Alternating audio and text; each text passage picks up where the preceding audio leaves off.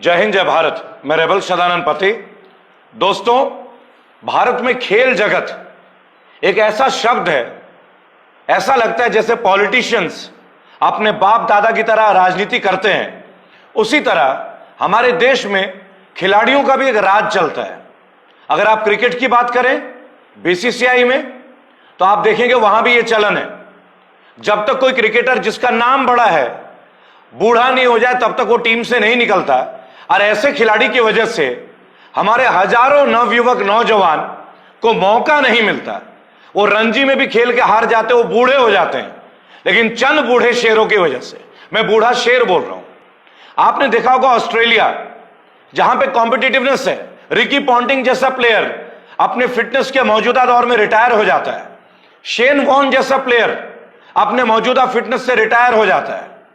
आपने Steve Waugh, mark Waugh brothers को देखा होगा। आप तमाम पश्चिमी देशों में देखिए, स्पोर्ट्स में हायरार्की या परिवारवाद नहीं है।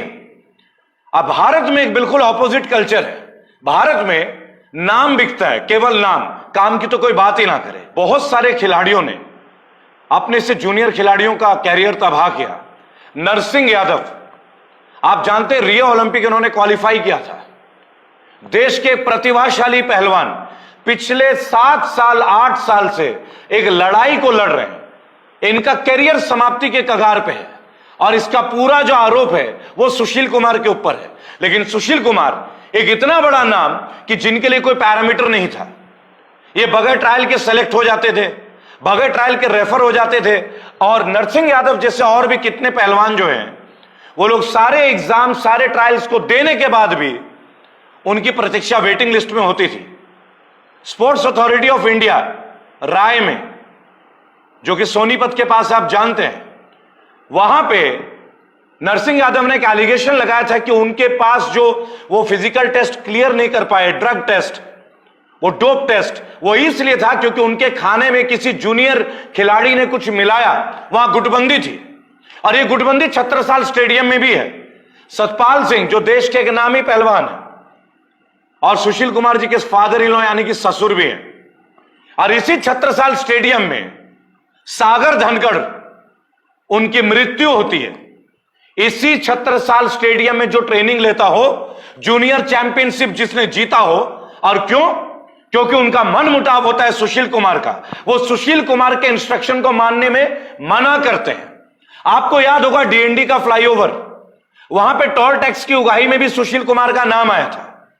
और प्राप्त जानकारी के अनुसार, जो कि दिल्ली पुलिस अब बता रही है कि उनके पास पुख्ता सबूत है, वीडियो में, सीसीटीवी फुटेज में सुशील कुमार डंडे से सागर को पिटाई करते हुए दिखते हैं। उनके साथ उनके पीए अजय भी।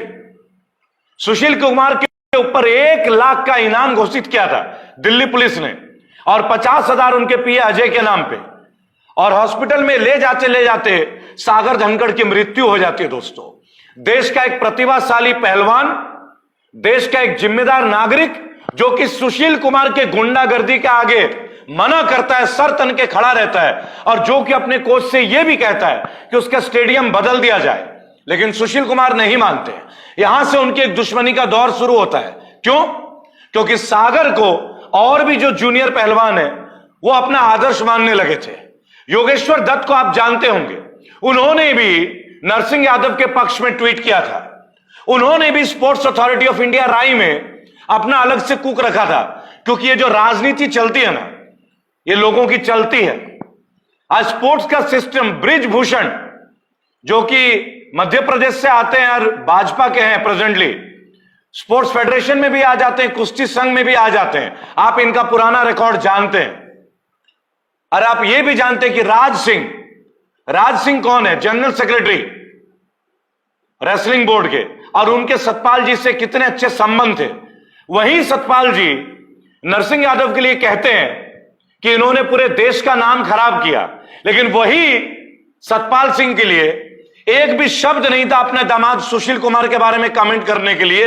अगर ऐसा किया होता उन्होंने, तो शायद आज ये गुरु शिष्य परंपरा के ऊपर सवाल नहीं उठते।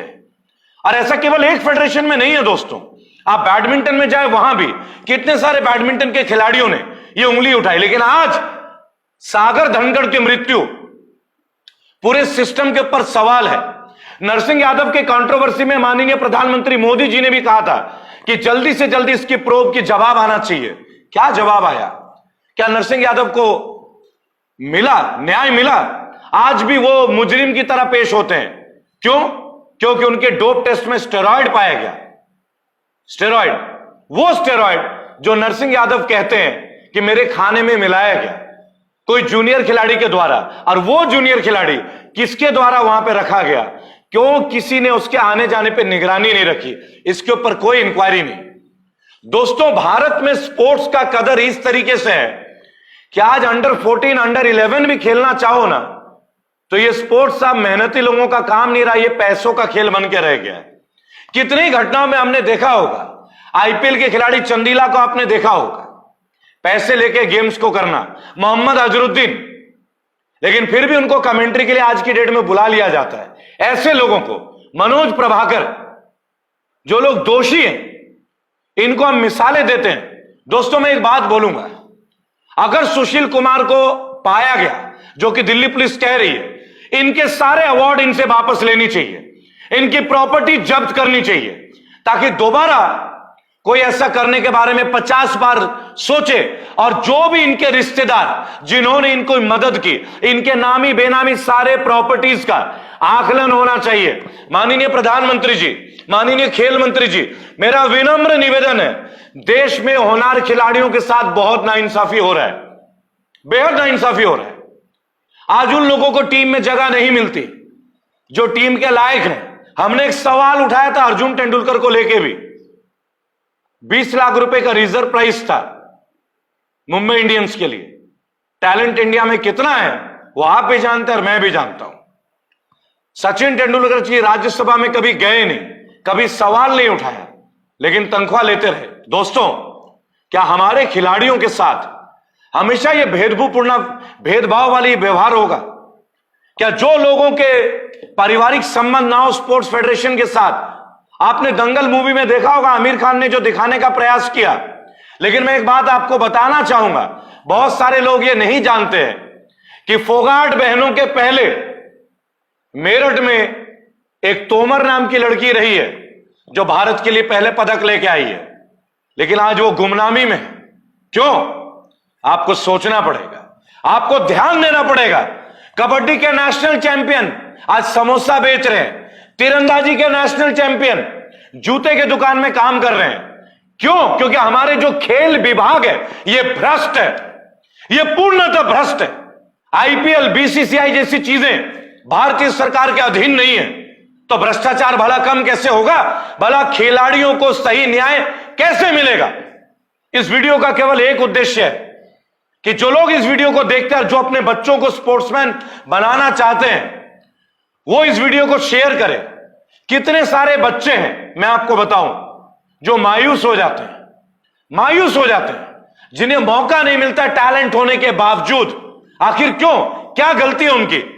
सुशील कुमार जैसे लोग जो आउटडेटेड हो जाते हैं, फिर भी छत्रसाल स्टेडियम में अपना कब्जा बना के रखना चाहते हैं। उसी छत्रसाल स्टेडियम में जहां सतपाल जी मुख्य कोच होते हैं, जहां वो जूनियर खिलाड़ियों को अपने प्रभाव में लाते हैं। अभी अभी उन्होंने प्रॉपर्टी डीलिंग का काम स्टार्ट किया था और उन पे आरोप है कि प्रॉपर्टी भूमि कब्जा में भी लिप्त है। ऐसे ही टोल टैक्स के ऊपर भी उनका, दिल्ली डीएनडी टोल टैक्स के उगाही के ऊपर भी उनका नाम आया था, आपने देखा होगा।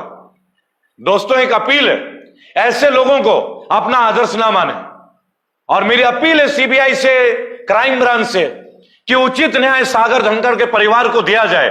हमने एक बेटा खो दिया, देश ने एक हीरा खो दिया, कम से कम उन्हें न्याय मिल जाए। न्याय की इस लड़ाई में हम सबको एकजुट होना पड़ेगा। और जो लोग आज क्रिकेट के नाम पे रिश्वत मांगते हैं, जो लोग बॉक्सिंग के नाम पे, कबड्डी के नाम पे, आजकल pro kabaddi league, pro wrestling league, आप जानते हैं इनमें क्या ब्यूरोक्रेसी है, सब बिक रहा है, प्लेयर्स नीलाम हो रहे हैं। क्या खेल को नीलाम करना चाहिए? आप सोचिएगा, are the players meant to be auctioned? ये खेल की भावना कैसे रहेगी जब आप ऑक्शन करेंगे? सोच का विषय दोस्तों। और इंडियन क्रिकेट टीम को सीखना चाहिए ऑस्ट्रेलियन क्रिकेट टीम से, न्यूजीलैंड की टीम से, जहां लोग खेलते नहीं है ना तो तुरंत रिटायरमेंट ले लेते हैं खुद से, लेकिन हम इंडियन प्लेयर्स को तो शर्म ही नहीं आती। पता नहीं बीसीसीआई के लोगों के साथ इनका क्या टाई अप है। धोनी जी ने इतना लंबा खेला कि उनके चक्कर में इंडिया में कोई विकेट कीपर ही नहीं बना, लेकिन नहीं, धोनी जी का नाम चला, वीरेंद्र सहवाग का नाम चला, सचिन तेंदुलकर का नाम चला। क्या रिकी पॉन्टिंग ने एक बार वर्ल्ड कप जीता है क्या? सोचिएगा, क्या क्लाइव लॉयड ने एक बार वर्ल्ड कप जीता है क्या? फिर हम उनकी तरह क्यों नहीं होते? हम टैलेंट के पहले हम नाम को क्यों ज्यादा जगह देते हैं? हम काम को पर इज्जत और जगह क्यों नहीं देते? सोचिएगा जरूर। जय हिंद, जय भारत।